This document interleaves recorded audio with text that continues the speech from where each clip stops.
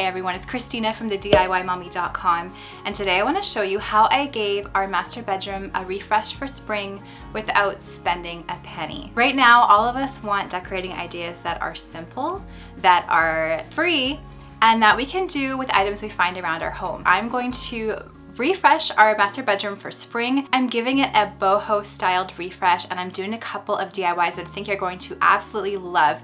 I'll also share some tips and tricks on how you can do the same thing for $0 along the way. Today's video is in collaboration with my friend Lindy from Love, Create, Celebrate.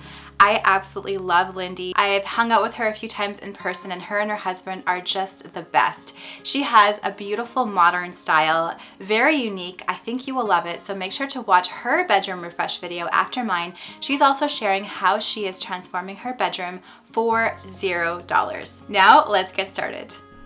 Here's how our master bedroom looked last year in the spring. I love pretty much everything about our bedroom. We renovated it about 4 years ago, and I still like all of the basic elements, the neutral colors, and it's just fun to change it up every now and then. The only thing I wanted to move out of here as far as furniture goes is this love seat. As much as I love this love seat, it is a little bit large for the end of the bed.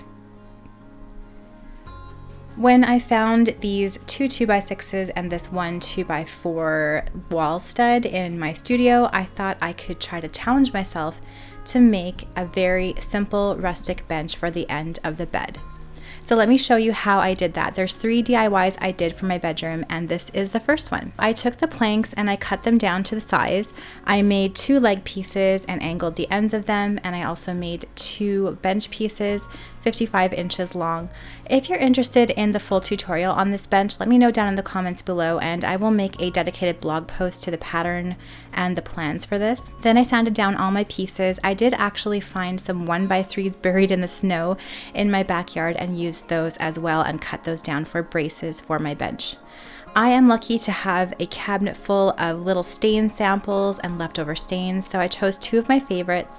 I have what's called a weathered gray from Varathane, as well as a color called Provincial, and I mixed those 2 together 50-50. I've used the stain combination before, and I stained all of the pieces after I sanded them. This color is a very nice weathered wood color, but it's also warm, so I thought it'd be perfect in our master bedroom and would match with our current nightstands. So I brushed on the stain with a regular brush, and then after I brushed it on, I wiped it off with an old rag. Then I screwed on a brace piece on 2 of the end pieces, just like I'm doing here. I'm using a drill and deck screws. I already had these deck screws on hand, and then I drilled the top of the bench to the bottom pieces. I made pilot holes with my drill, and then I drilled everything together, and then I screwed everything together again with deck screws. It would have been nicer to hide these little screws, but I don't have the proper tools for that, and I'm not buying anything new for this project. However, I think that these little brass screws look actually pretty nice on this rustic bench. So here is how the bench turned out. I think it turned out pretty good for using materials I had on hand and just using some wall studs. I think it would have looked a little bit better with 1x3s, and I think I want to add a brace piece on the bottom when I do get a chance to go to a store one day. But for now, it's actually quite solid, and I really love the color and the look and the scale for the end of our bed.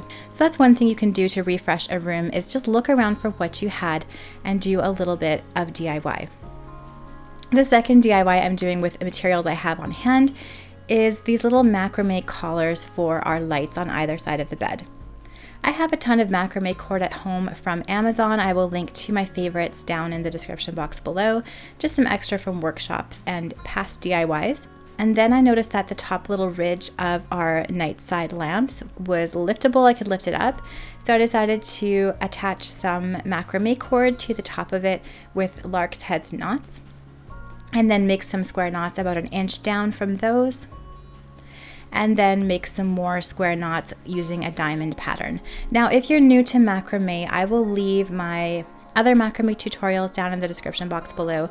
I have a step-by-step for a very similar Dollar Tree DIY I did and made a macrame collar. I will link to that below. Plus I have blog posts on how to learn basic macrame knots. I thought this was an interesting way to add that boho touch to our bedroom, and it's very easy to remove if I get tired of it. I can just untie all of these knots or just cut them off, And then the light fixtures are just as before.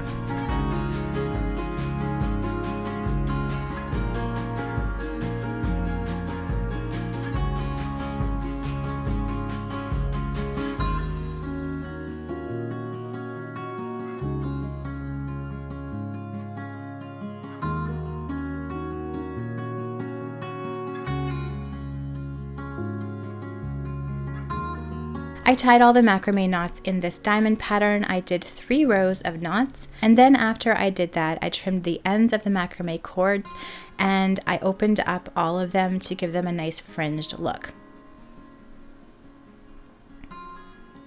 This was a simple way to add a boho sort of beachy flair to our current master bedroom lighting. And you could do something very similar to any of the accessories in your own bedroom. And you don't have to use macrame cord. You can use butcher twine, you can use jute, there are all sorts of options.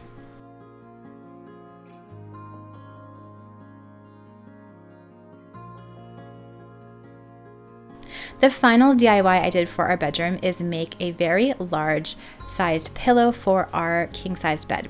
I've always wanted to make one of these longer pillows, so I cut out 2 pieces of fabric that were about 39 inches long by about 19 inches tall.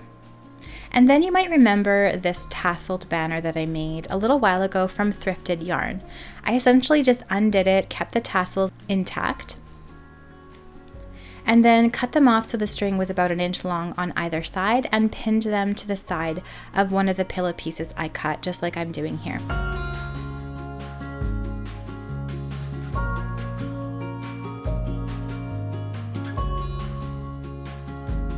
Then I carefully brought it over to my sewing machine and sewed a nice stitch about 1/4 inch from the edge, just making sure that the tassels were secured and in place.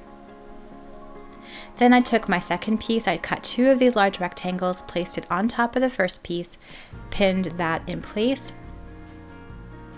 And if you're doing a similar DIY, just make sure the tassels are turned toward the inside and you pin everything on the corners and the top and bottom center. Then I brought it back to my sewing machine and I sewed all the way around my pillow, leaving about a 12-inch opening. I also made sure to sew the tassel ends of the pillow 2 times to ensure that the tassels wouldn't fall off. If you want to learn how I made these tassels originally with thrift store yarn, I will leave the link to that video down in the description box below. After everything was sewn, I went ahead and I trimmed the corners of the pillow. I also trimmed any excess thread. Trimming the corners of a pillow like this is going to make sure the corners are nice and shaped at the end, and then I just turned everything right side out. I was lucky enough to have this fabric on hand. You might remember that I cleaned out my studio a couple weeks ago, and one of the benefits of that was discovering that I had quite a bit of fabric that I could use for DIYs in the upcoming months when I can't visit the fabric store. So this particular fabric actually matches my curtains in the master bedroom. Then I found 2 old pillow forms that I didn't want to use anymore, took out the stuffing out of those, the fiber fill, and stuffed the pillow with that.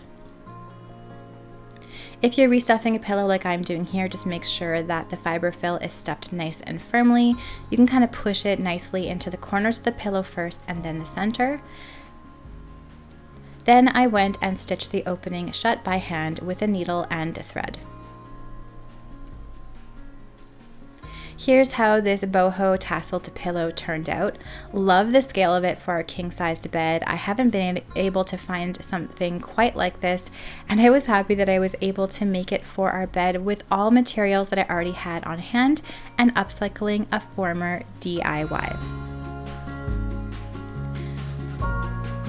Another thing that I added to the space were some twinkle lights from Christmas time. Don't be afraid to go into your seasonal stash of Christmas things, of fall things, and try to think of ways you can rework some of those seasonal elements for the current season. I think twinkle lights are good all year round. They offer a little bit of hope and light to any room or space, and here I wrap them around my mirror. Also, don't be afraid to use regular household items like beautiful luggage. I love this luggage that I used, and this hat. Use regular household or personal items and use them to decorate your space. You could even hang things like hats and baskets and jewelry on the wall, and that's just going to be a very easy way and an inexpensive way to decorate your room. I also have this old tray that I've had for years from Target when it was in Canada years ago, some old books and a green colored mug, and I made that into a pretty little breakfast in bed station here on the end of the bed.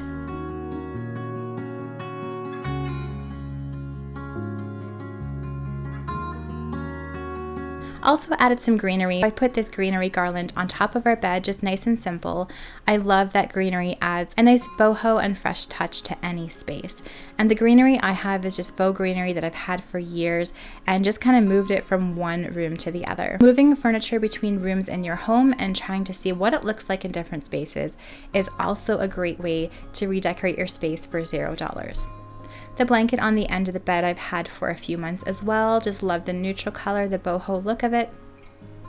And all of the bedding I've had for years as well. As much as I love color, I love neutral in my bedroom. It just makes me feel so calm and it helps me relax. On the bed, I have all white linens. Love that look too.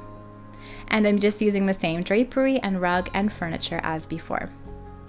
These are all small little touches, but they didn't cost me any money. I love the DIYs that I did, the bench, the little macrame accents.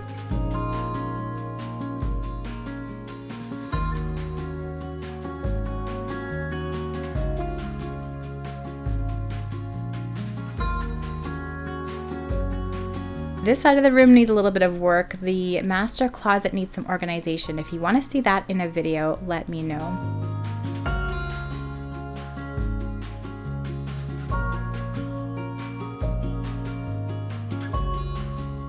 And I love the magical glow of the lights here on the mirror.